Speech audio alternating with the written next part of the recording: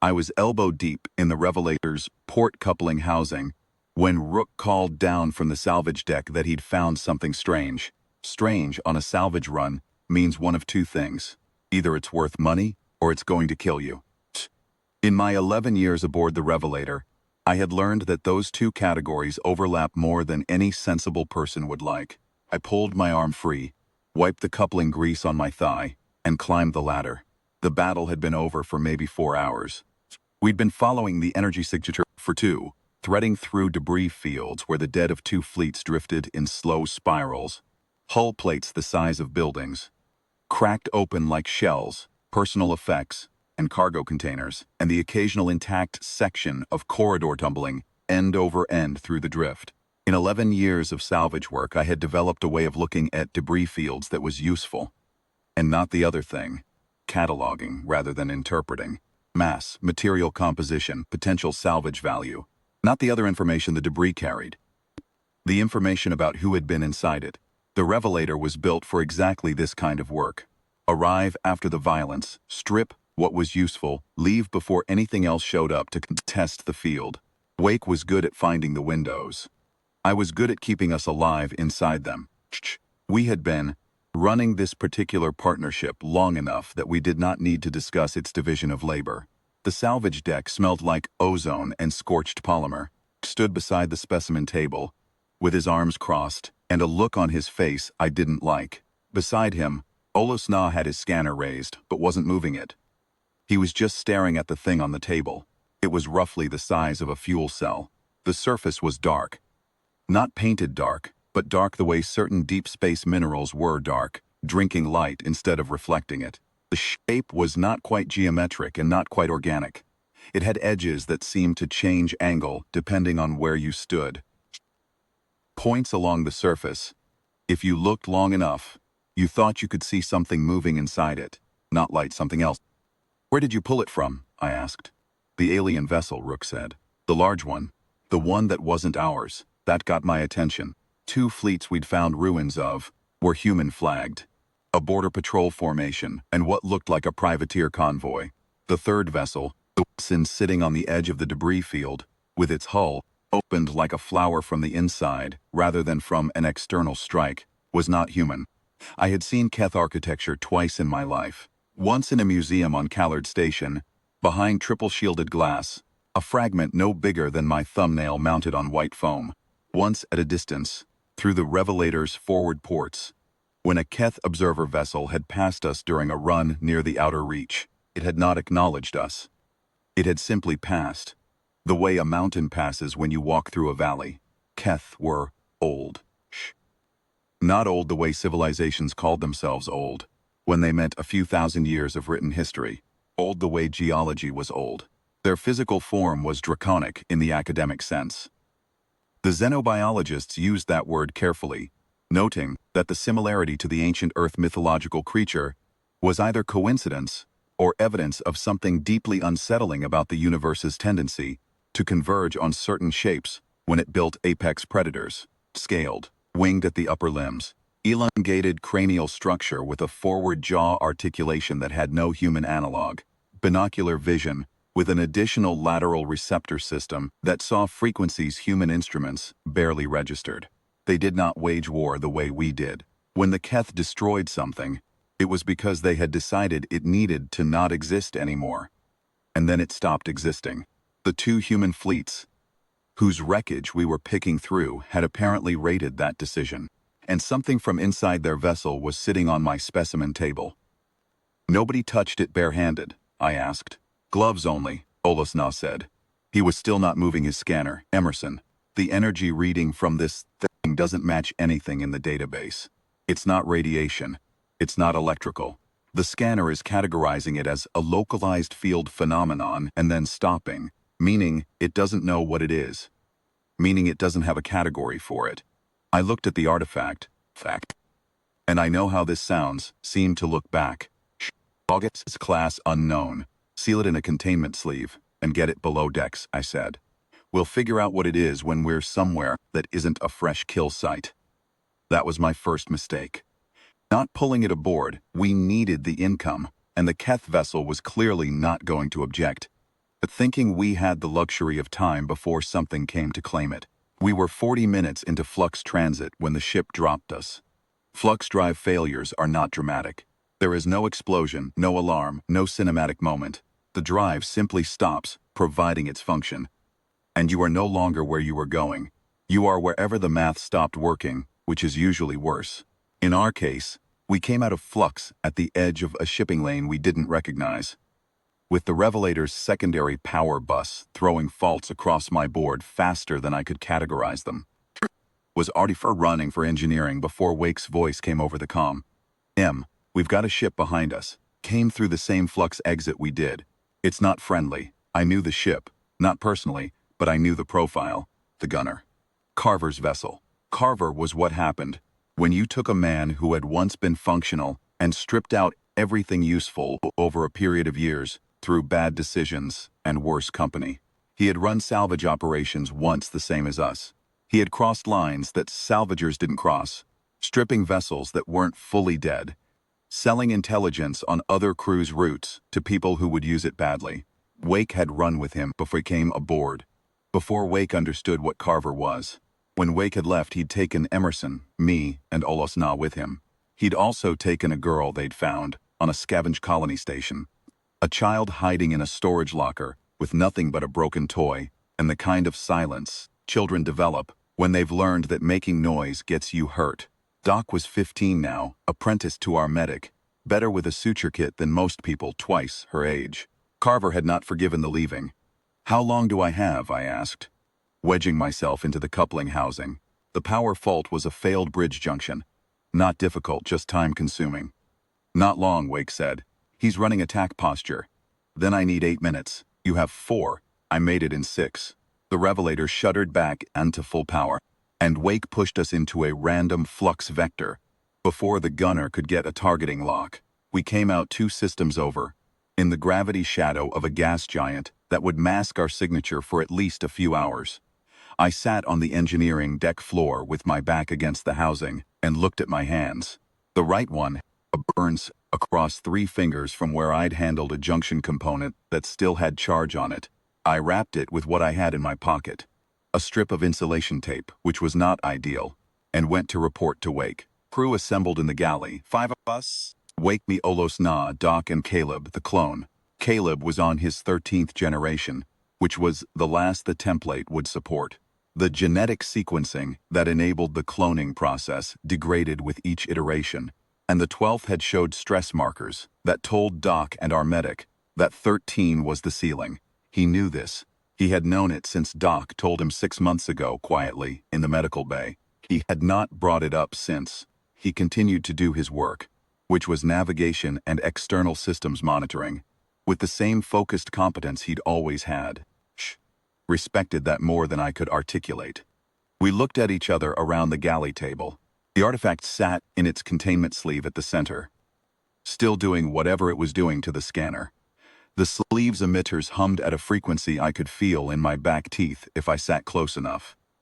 I had moved a chair 3 inches further from the table, which put me against the wall. And Olosna had done the same thing on the opposite side, without either of us commenting on it. Carver knew where we were, Wake said. He followed us through flux.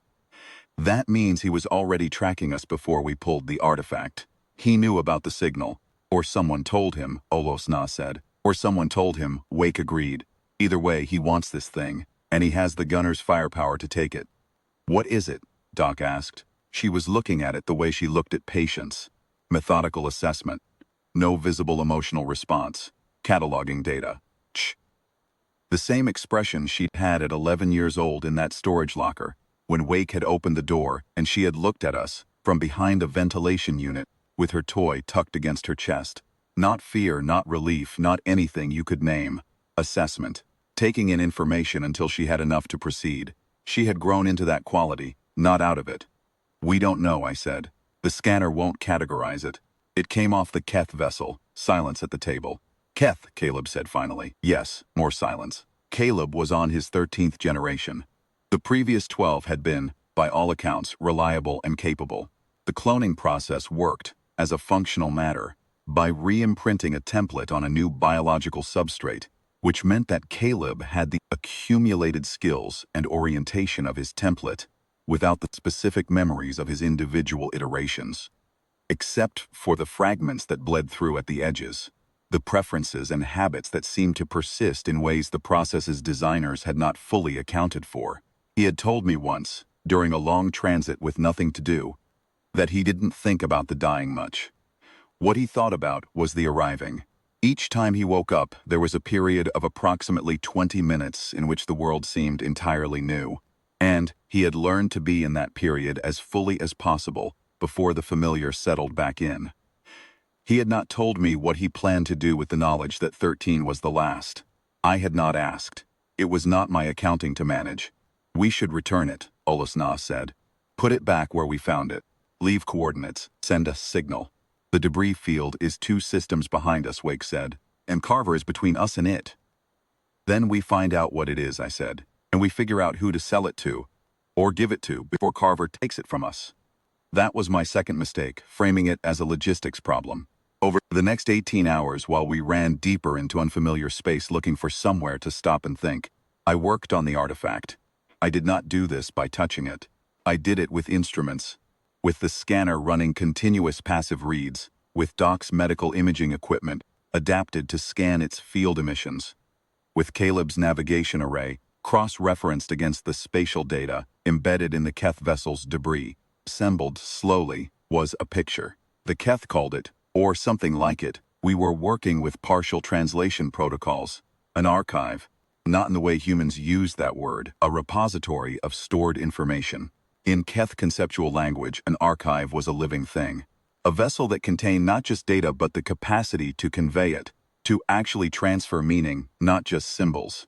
Their technology was biological in ways human engineering was not. Their relics did not store information. They remembered it. This particular archive was very old. Older, the debris data suggested, than the Keth vessel that had been carrying it. It had been found, not made. It had been in transit. Towards something, Caleb's analysis suggested, based on the vector of the Keth ship before it was destroyed. It had also, based on the energy signatures, been opened at some point in the distant past, and then closed, and the closing had been incomplete. That was what the field phenomenon was. Not radiation, not electricity. It was the artifact trying to finish something it had started. Unable to complete the process from inside its containment state, wrote all of this up and presented it to Wake at hour 20. So it wants to open, he said. Something like that.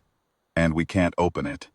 Every attempt to physically interact with the sealing mechanism has resulted in, I checked my notes, described by Keth texts as the archive asserting integrity, which means it kills people.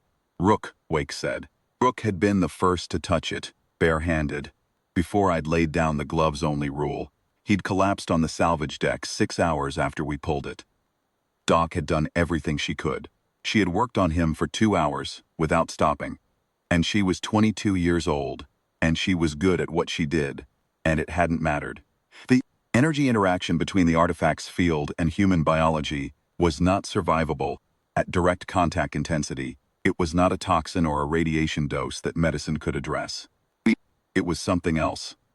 Something that interacted with the nervous system at a level Doc's equipment could detect, but not treat. I had been in engineering for most of those 2 hours, keeping the ship moving, because that was my job, and there was nothing I could do for Rook, and I had learned a long time ago that there was a difference between being useful and being present for the purpose of witnessing your own grief. Both had their place. When Doc came to the hatchway and shook her head, I shut down the secondary power check I had been running, and I sat for exactly 5 minutes with my hands on my knees, and I acknowledged what had happened. Then I went back to the secondary power check. I hadn't processed it yet. I didn't have time to process it. That was a thing I had learned to do over the years. To set grief on a shelf where it would keep, to be dealt with when the immediate threat was resolved. Had been a good salvager and a decent person, and his death sat on that shelf with several others, and I did not look at it while I was working. So we can't open it. It kills anyone who tries. Carver is hunting us, and the Keth may or may not be coming to get it back. Wake summarized. That's where we are. Who sent us to that debris field in the first place? Doc asked. Quiet. Strand, I said. Strand was our broker. Mid-level information dealer. Worked 3 different spacer guilds. Had fed us decent contracts for 2 years. He sent the energy signature coordinates. Then Strand told Carver, Olosna said. We didn't have a counter to that. It fit. Wake looked at me. Can you get anything else out of it without touching it? I can try. I went back to work. I want to explain what working on the Revelator was like, because it matters to what came next. The ship was 31 years old. It had been refitted 4 times, repaired continuously, and at no point in its operational history had any 2 systems been upgraded at the same time, which meant that nothing was fully compatible with anything else. The port coupling I had been fixing when Rook found the artifact was the 6th time I had addressed that specific junction. The housing the way you know a scar on your own hand. Its shape, its habits. The specific angle you had to approach it from, because the secondary brace that should have allowed full rotation access had been welded in place years ago to compensate for a stress fracture in the forward mounting ring. Some previous engineer, before my time, before Wake even, had made that weld without documenting it, which meant I had discovered it by skinning my knuckles against it during my 2nd month aboard, and had been accounting for it ever since. The Revelator's entire maintenance history was like that. Undocumented adaptations. Workarounds that had become load-bearing. Pairs that had been made in the field with what was available, rather than with what was correct, and had then been left in place because they worked, and had then been repaired around and incorporated into the ship's actual functional architecture, even though they did not appear in any schematic. Fully understand how the Revelator ran, you had to know it the way I knew it.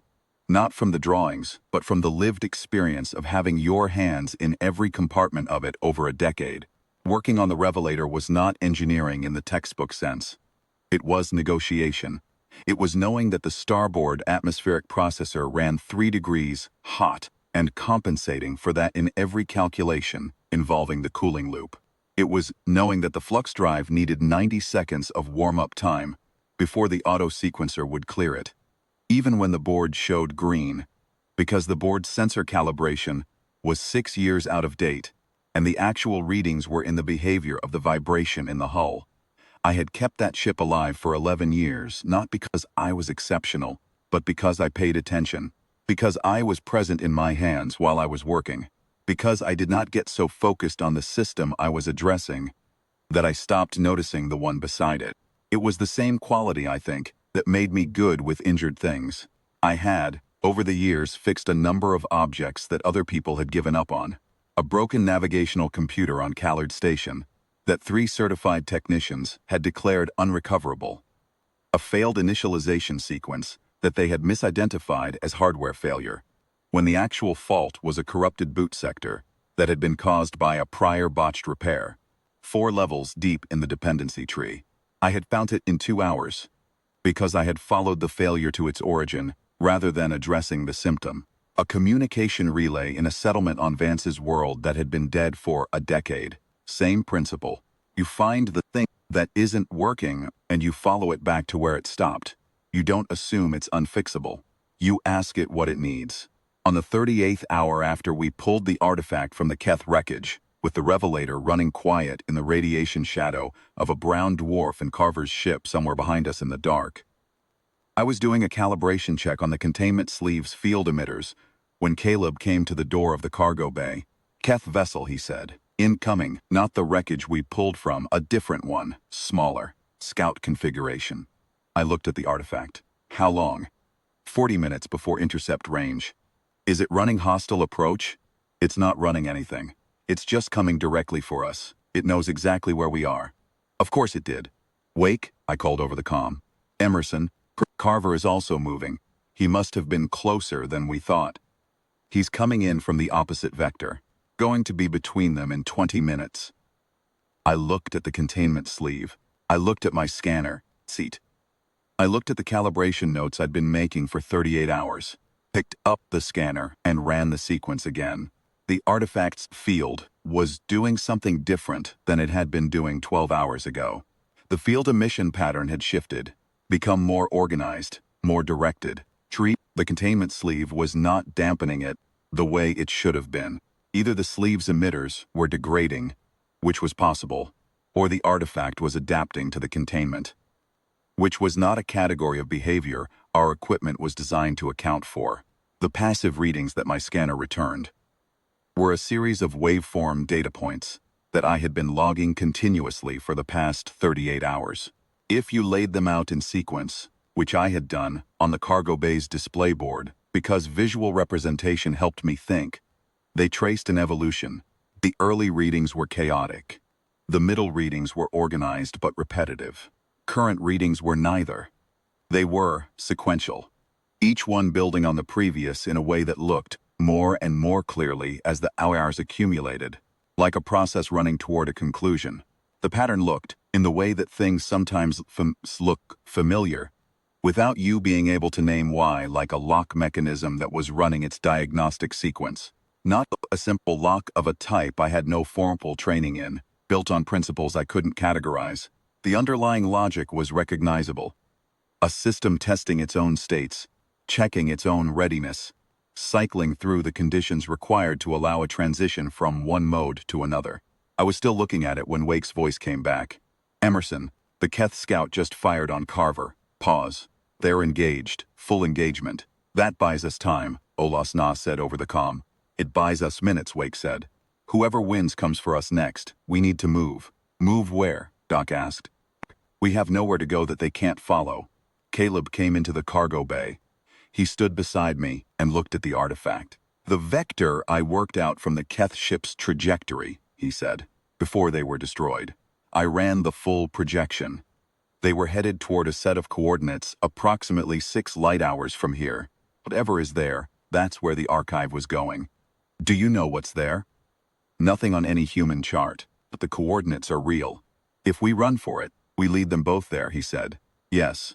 If the archive belongs where it was going, maybe being there matters. Maybe it changes what happens when they catch us.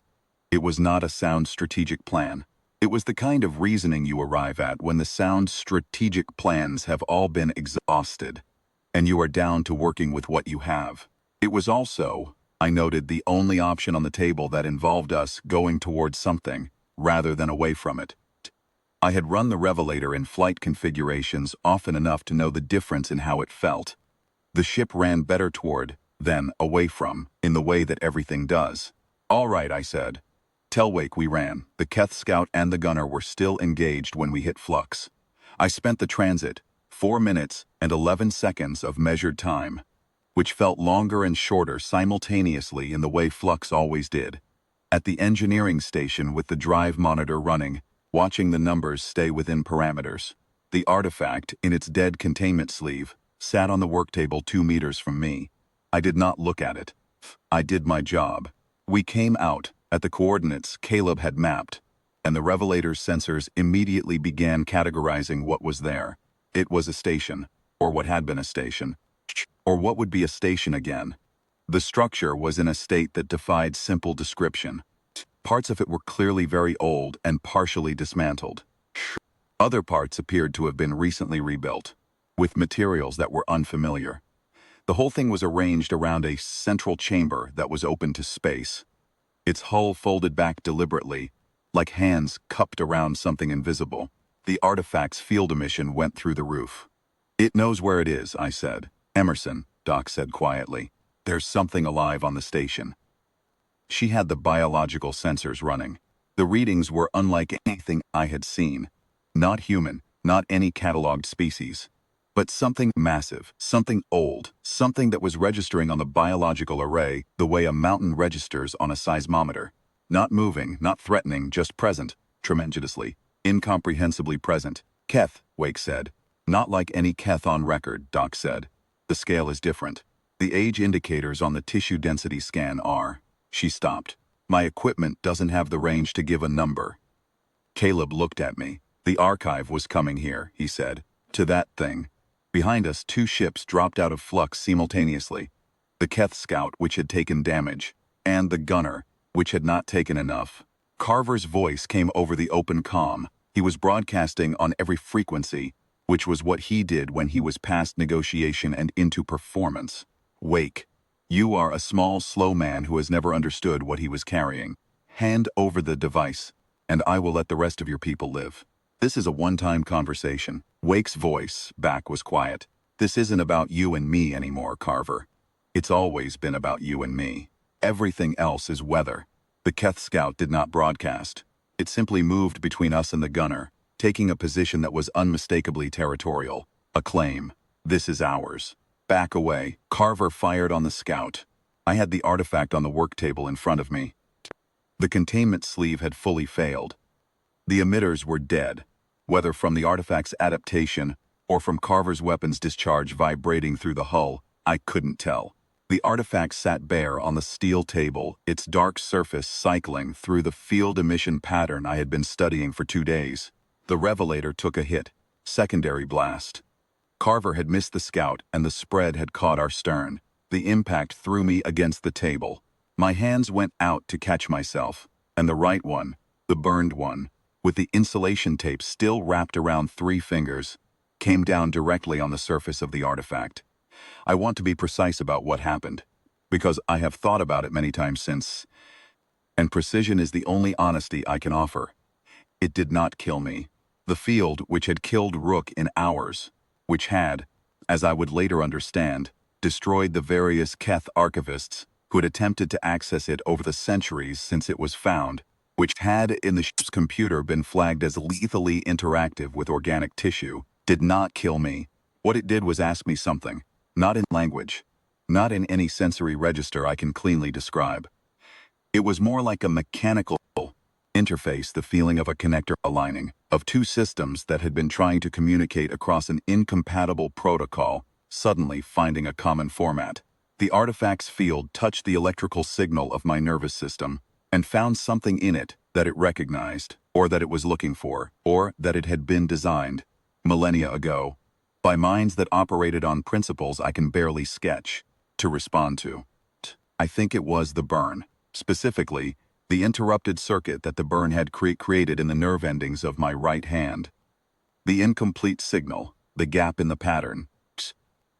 The archive was a mechanism that had been waiting for something incomplete. Something that was trying to finish a process and couldn't.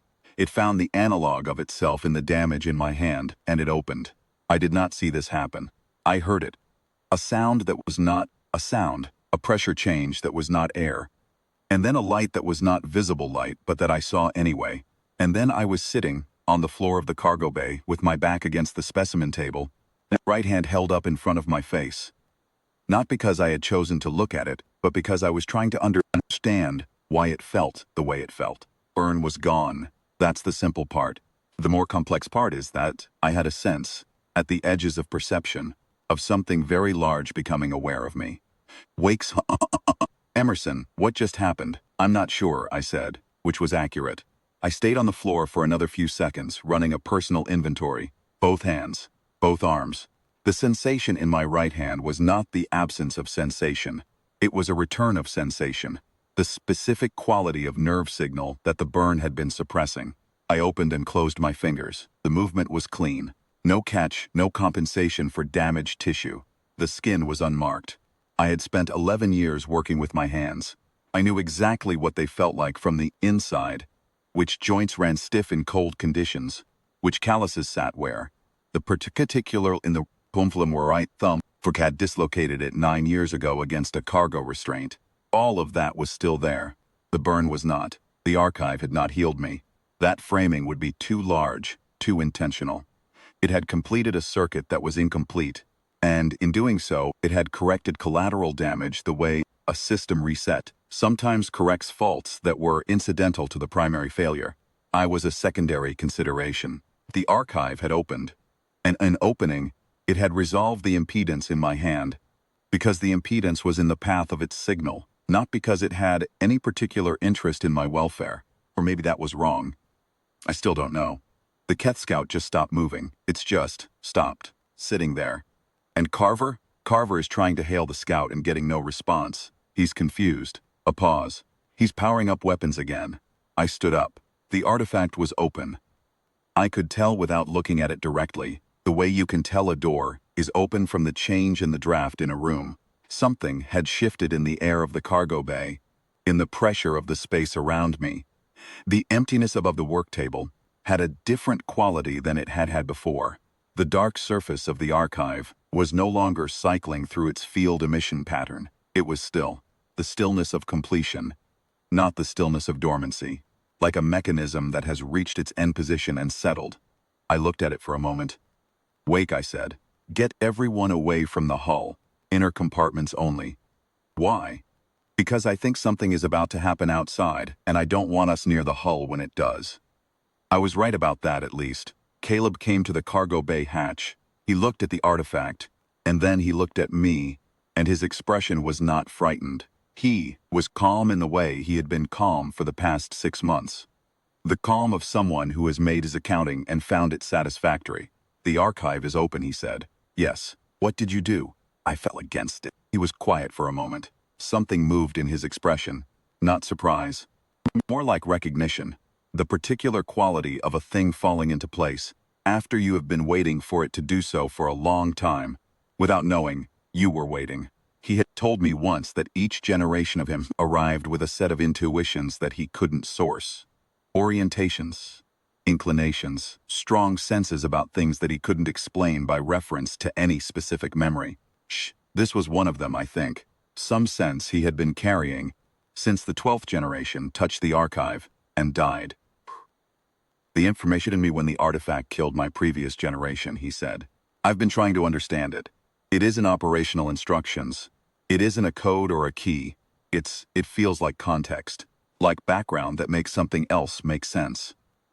"What does it make sense of?" He looked at the open archive, and something in his face shifted.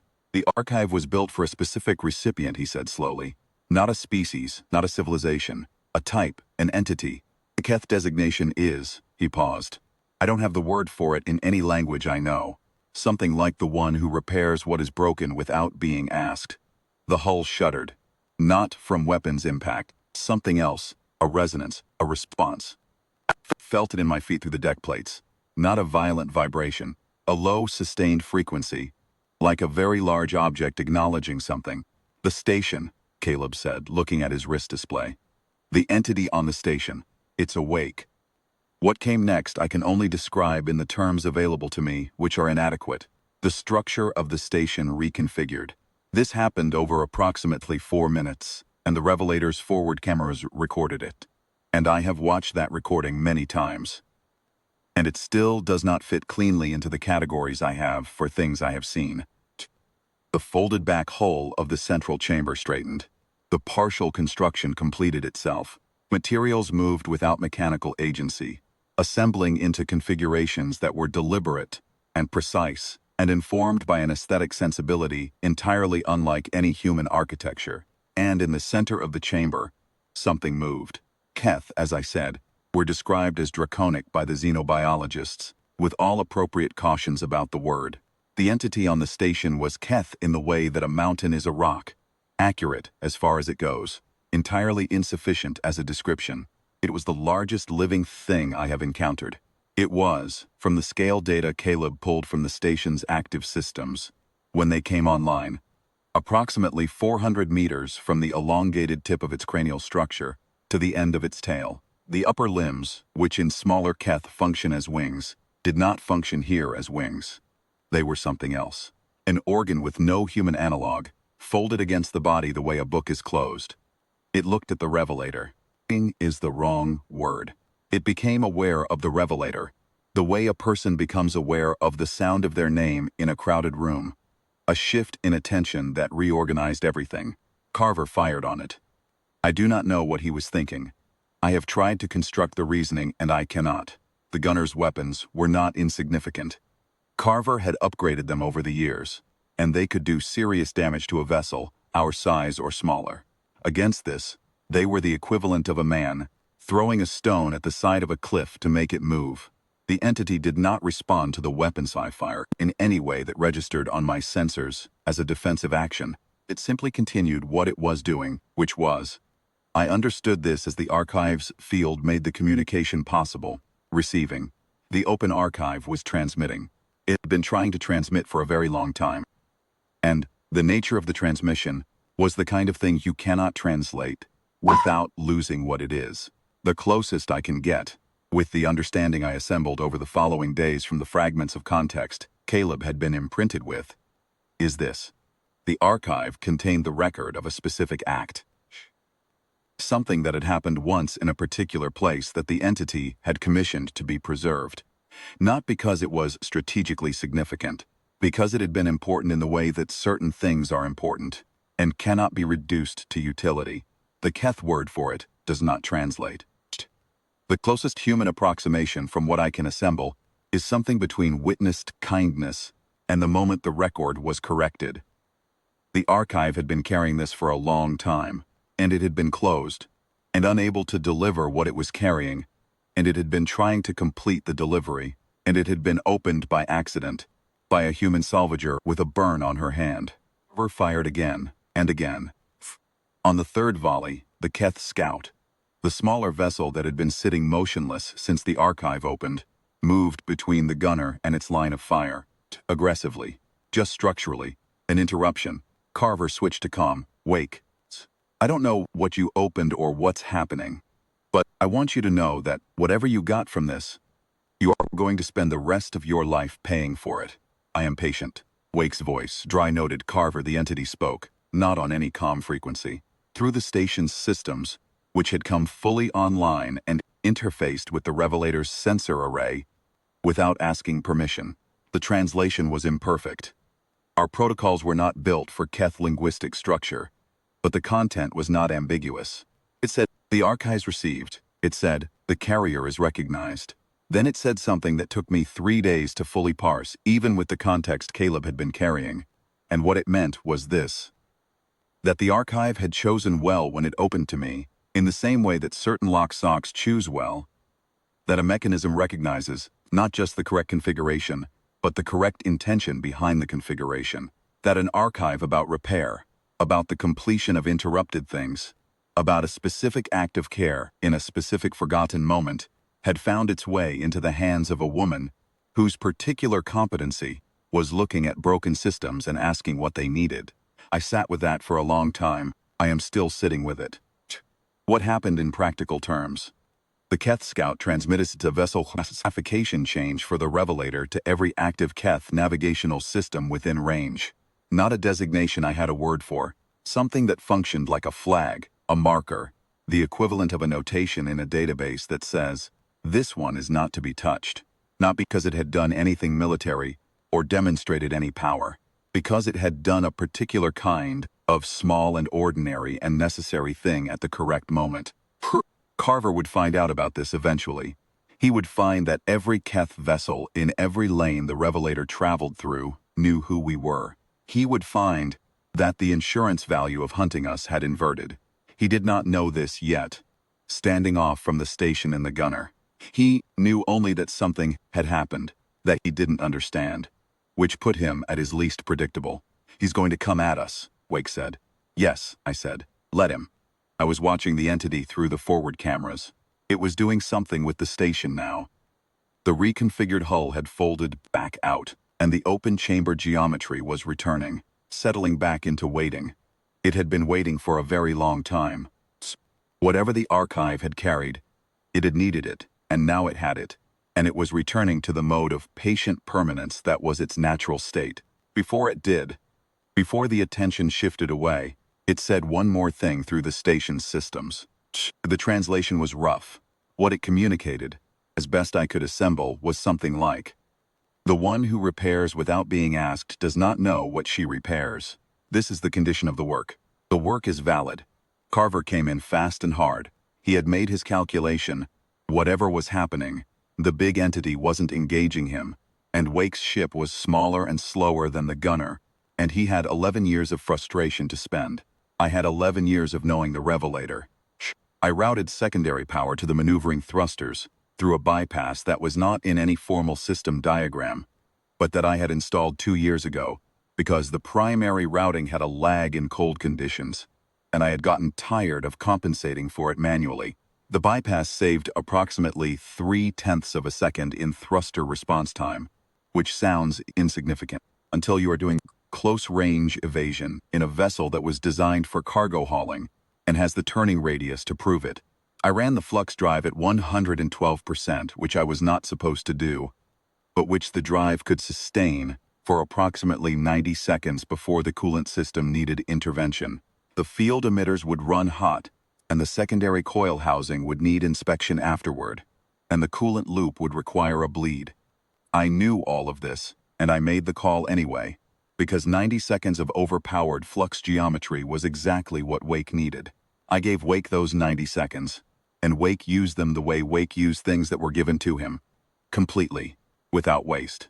He ran the Revelator on a line that should not have been possible for a ship its size, using the extra thrust response and the flux geometry to put us in an approach angle that cut across the gunner's pursuit vector at exactly the moment Carver had committed his burn to intercept.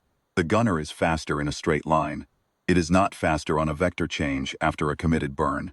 Carver overshot. Pursuit vector he had calculated was based on the Revelator's documented performance parameters, which were accurate for a ship that was run by the manual. The Revelator was not run by the manual. Keth Scout, still sitting between the gunner and the station, did not move to engage. It did not need to. What it did was transmit another broadcast to the navigational network, this one apparently a real-time flag on the gunner's transponder. I don't know exactly what that transmission said. Within 6 hours, Carver would find that 3 separate licensed shipping lanes had added the gunner to their exclusion list, and 2 supply stations had canceled standing service contracts. And the information broker who had been feeding him intelligence had been contacted by parties he did not want to be contacted by. Carver was a patient man, but patience requires resources, and we had just watched his resources begin to dissolve. He went to flux. He left. I sat on the floor of the cargo bay for a while after that, not from injury. The particular exhaustion that follows sustained problems. The body deciding, now that the immediate situation has resolved, to inform you of everything it has been deferring. Doc came and sat next to me. She had been 11 years old when Wake and I had found her in that storage locker on the colony station, and she was 22 now, and she had grown into someone I was proud to have known as she grew. She had studied medicine out of necessity at first. We needed a medic. She was available and willing and faster than most people twice her age at processing new information, and had then continued out of genuine interest. She was good at the work. She was good, specifically, at the part of the work that other people found difficult, sitting with the uncertainty, waiting for the information to arrive, rather than filling the gap with premature conclusions. She sat next to me and did not say anything for a while, which was one of her better qualities. The galley was quiet. Through the bulkhead, I could hear the Revelator's standard operating sounds. The atmospheric processor's 3 degrees hot hum, the secondary coolant loop running its cycle, the small irregular vibration from the flux drive housing that I had been meaning to trace for 2 weeks and had not yet gotten to. It occurred to me that I would trace it in the morning. The thought came naturally, without drama, the way work thoughts usually came. That was, I supposed, what normal felt like. "Is your hand all right?" she asked eventually. I looked at it.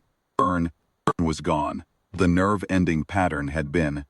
Repaired was the word that came to mind, though I understood now that it was more precise than it sounded. "Yes," I said. "Caleb is running the archive data through the translation system," she said. "The fragments he's been carrying. He says it's starting to make more sense now that the transmission completed." "How is he?" She was quiet for a moment. "Calm," she said. "He's been calm about it for a while. I think there's a difference between the calm of waiting and the calm of having done what you came to do." I thought about that. "The imprint," I said. "He died touching the archive, and it put context into him. Context for what happened here. He thinks it needed someone who would understand what the context meant," she said. "Who would bring it to the right place at the right time. That's a lot of trust to put in a clone navigator who was on his last life." "Maybe it didn't know he was on his last life," Doc said. "Or maybe it knew and it thought that was the right kind of person for the job." I didn't have an answer to that. Olosna had made food, beans and synthetic protein, in the way he made it when things had been difficult. flavored with the particular seasoning mix he'd been carrying since before I knew him, that he never identified, but that tasted like something from somewhere specific that he had not talked about in the 11 years I had known him. We ate in the galley. All 5 of us, plus the Revelator's systems running quiet around us, plus the station behind us on the aft cameras growing smaller as Wake took us gently away. Before we lost visual, the entity on the station did something I caught on the camera feed that I don't think anyone else noticed. One of the upper limbs, the wing analog, extended slightly and then folded back. Small motion for something that size. Not a gesture with practical function. I saved that footage. I have watched it many times. Caleb came to find me in the engine room that night, while the others were asleep, and I was doing the post-event maintenance check on the flux drive coolant system. He sat on the step above the access hatch and watched me work. The archive data is translating, he said. Not completely, but enough. What does it say? It's the record of an act, he said. One specific act a very long time ago. A member of the entity's species, a young one by their scale, was injured far from home in a place where no one knew what it was. And someone repaired it. Not knowing what they were repairing. Not knowing it was anything significant. Just doing the work, because it was broken and the work was there. I kept my hands on the coolant housing. The fault I was tracing was a minor one. A pressure differential in the secondary loop. And it took most of my attention which I gave to it. And they built an archive for that, I asked. The entity is very old, Caleb said. Long enough that most things it might have valued are gone. Long enough that the physical record of most things is gone. But that particular moment, it kept it, specifically, tensionally. Why? He was quiet for a while. I think because it couldn't understand why it happened, he said. The act had no strategic value. The person who did it had nothing to gain.